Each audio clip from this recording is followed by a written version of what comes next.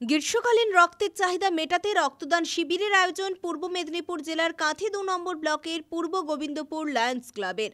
আয়োজক সংস্থার সভাপতি দেবাশিস গিরি জানিয়েছেন, ব্লাড ডোনেশন ক্যাম্পের সাথে সাথে হেলথ ক্যাম্প গত কয়েক বছর ধরেই তাঁরা এই ক্যাম্প করে আসছেন। আমাদের রক্তদান শিবির আর স্বেচ্ছায় স্বাস্থ্য পরীক্ষা কেন্দ্র এটা আমরা প্রত্যেক বছরই করে থাকি। এবছরও সেইভাবে করছি।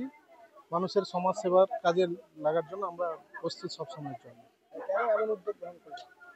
রক্তদান তো মানুষকে, রোগীকে রক্ত দিতে হবে, কিন্তু সেই রক্ত তো আমরা কোথাও চাষ করলে পাবো না।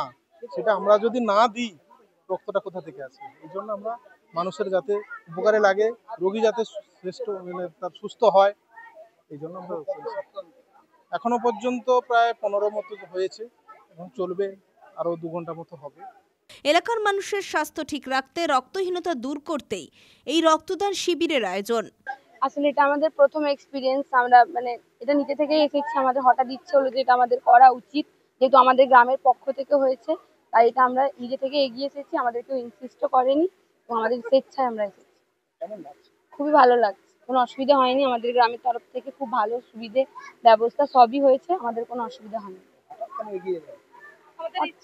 আমাদের ইচ্ছে হলো বলতে, এখন তো রক্তের খুবই সংকট হয়, যে কোনো মুহূর্তে কত পেশেন্ট এরকম হয়েছে যে রক্তের অভাবে মারা গেছে, কত এরকম। এই জন্য আমরা ভাবলাম যে আমাদের রক্ত যদি কারুর কোনো কাজে লাগে তাহলে আমাদের খুবই ভালো লাগে। এদিন প্রায় 50 জন মানুষ রক্তদান করেন। পাশাপাশি স্থানীয় এলাকার শতাধিক মানুষের স্বাস্থ্য পরীক্ষাও করা হয়। তবে সামাজিক দায়বদ্ধতা থেকে এলাকার মানুষের পাশে দাঁড়াতেই এই উদ্যোগ। আজকে আমাদের ব্লাড ডোনেশন ক্যাম্প সঙ্গে ফ্রি হেলথ ক্যাম্প। আজকের ব্লাড ডোনেশন ক্যাম্পের নাম হচ্ছে অভয়া ব্লাড ডোনেশন ক্যাম্প, এবং এটা আমরা গত কয়েক বছর ধরে আমরা এই ব্লাড ডোনেশন ক্যাম্পটা করে আসছি।